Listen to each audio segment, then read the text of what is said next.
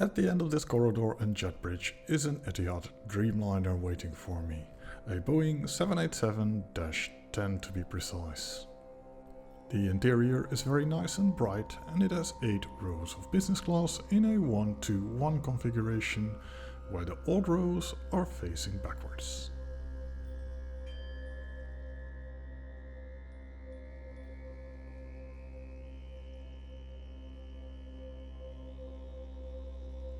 Funny thing is that I'm on the second row in seat 6A.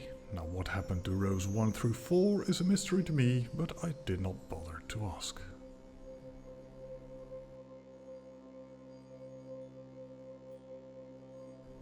As soon as I've taken my seat, I'm asked what I would like to drink, and shortly after receiving it, the crew passed by handing out some wet towels.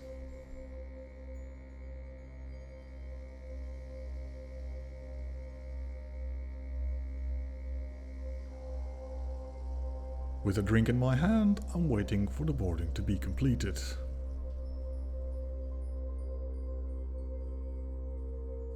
Since we're not moving yet, let me show you the plans the pilot has for this ride. Taking off from Abu Dhabi, we fly around 6.5 hours northwest to Amsterdam, a total distance of roughly 3,200 miles.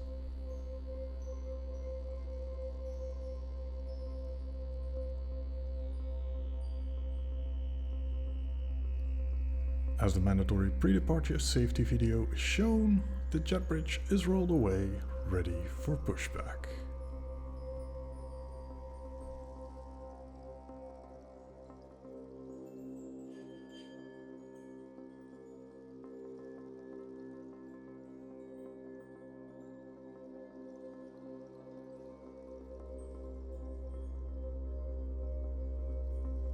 And off we go.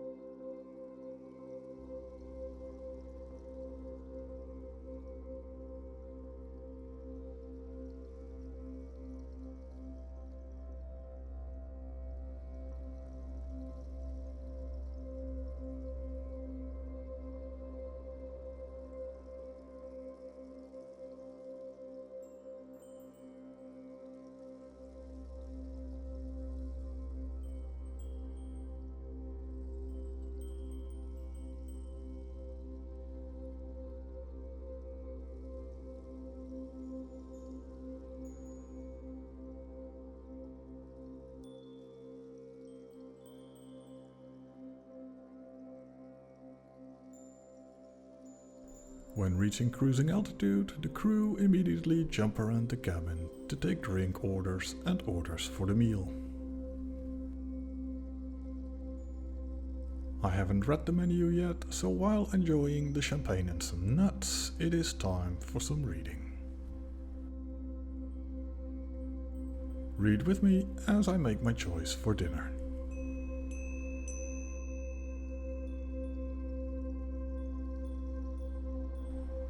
Going through it, I can only be impressed with what I'm seeing. A good selection of drinks and food with no less than 3 starters, 4 mains and 4 desserts.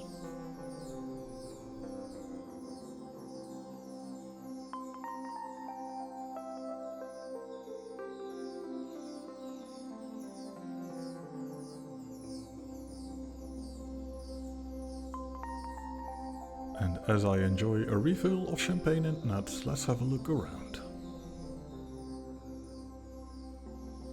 On the footwell, right below the IFE screen, is a nice blanket by Armani. Right here is the amenity kit, which was on the table while boarding.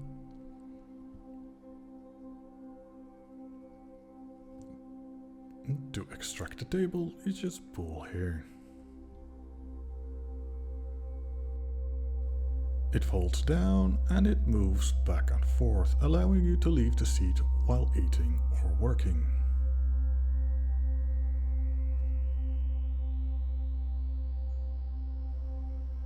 This little light shines on the table, and right next to it is a coat hook, meaning that your jacket may obstruct the TV a little.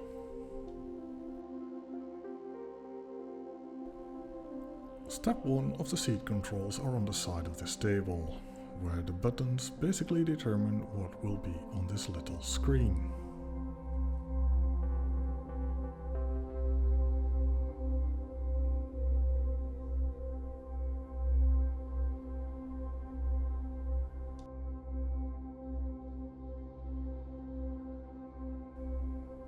Next to this little screen is the IFE controls that we will take a look at later.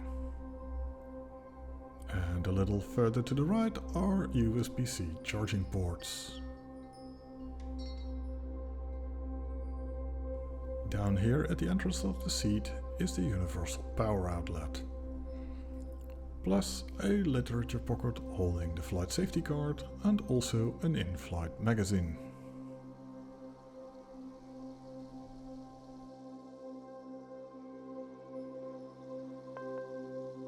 I did not ask for a headset, but if you do have one, you can plug it in to use it. This armrest doubles as a lid for some storage, holding a bottle of water.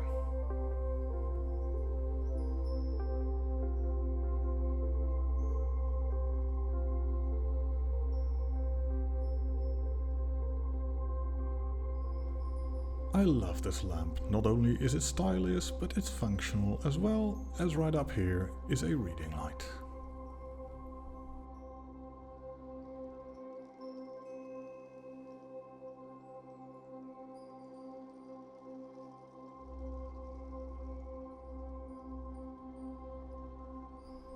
Looking to the left, I noticed that the seat does not have one, not two, but three windows. And the darkness of all three of these windows are controlled by these buttons.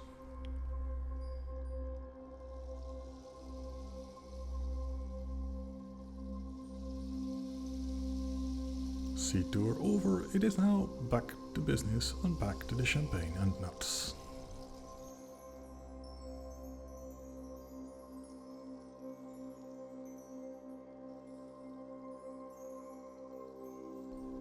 Dinner will be served in about 1 hour, so let's check out the in-flight entertainment. You can use this remote control, but I preferred to use the touchscreen.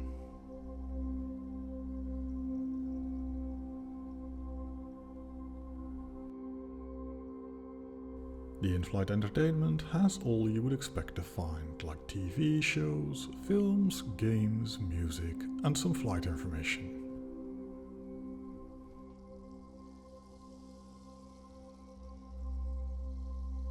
And as you can see, the system is quite responsive.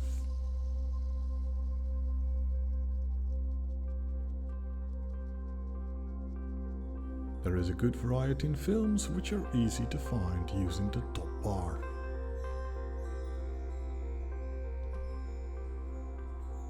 And for TV shows, the same applies.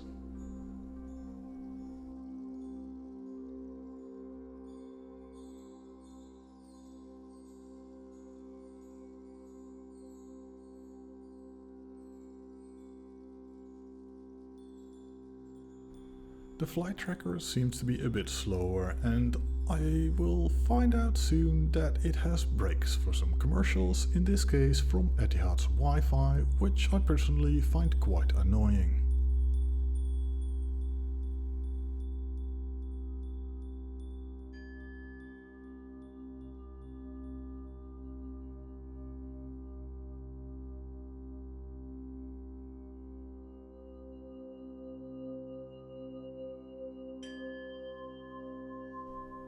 Before I get ready for dinner, I make a short stop in the restroom. It is a shame that you cannot enjoy the view while using it.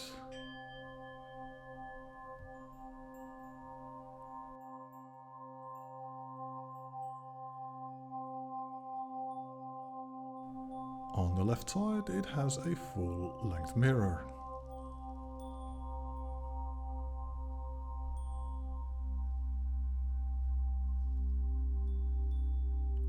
With right next to it a baby changing station.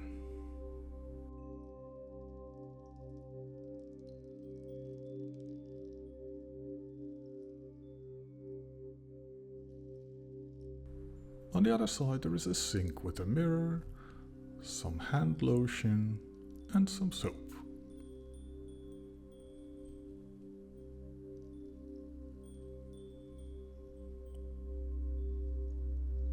It is nice to see that it isn't the standard restroom, but that it is made in the same style as the rest of the cabin.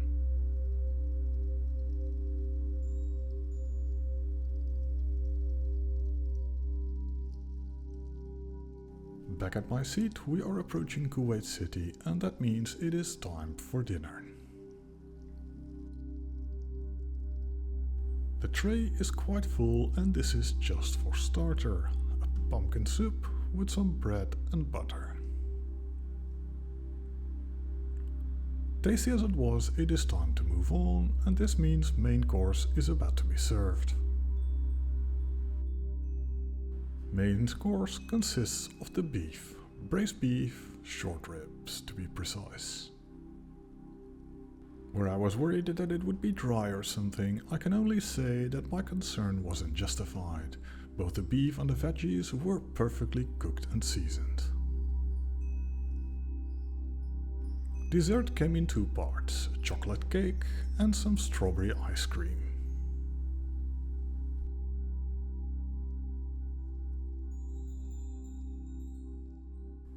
Like main course, it isn't just a blob of food thrown onto a plate, but there are fresh berries meticulously placed.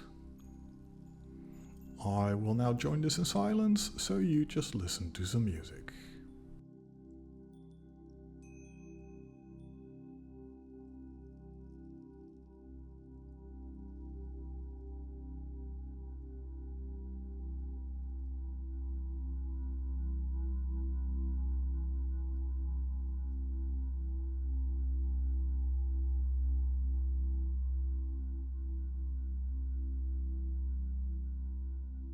On a flight of this length, airline quite often hand out amenity kits, and Etihad is no exception. In terms of content, the biggest surprise is normally the color used. The items in the bag are pretty standard and includes things like a face mask as well as a toothbrush. More and more airlines offer internet on board, although with a great variety in speed and reliability.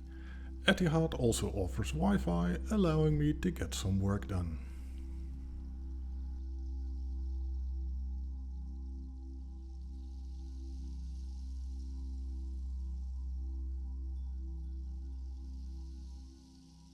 As the sun is setting and work is done, it gives me some time to relax and lie down.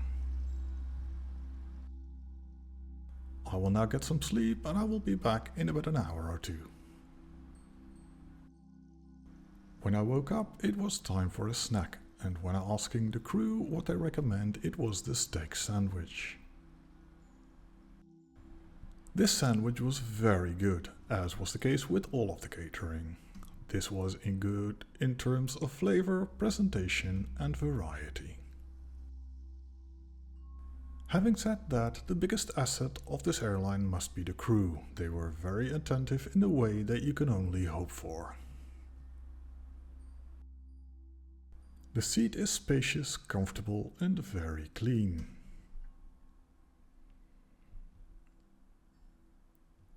Although I got a really good deal on this flight, they may not be the cheapest option, but you get what you pay for and it is well worth it.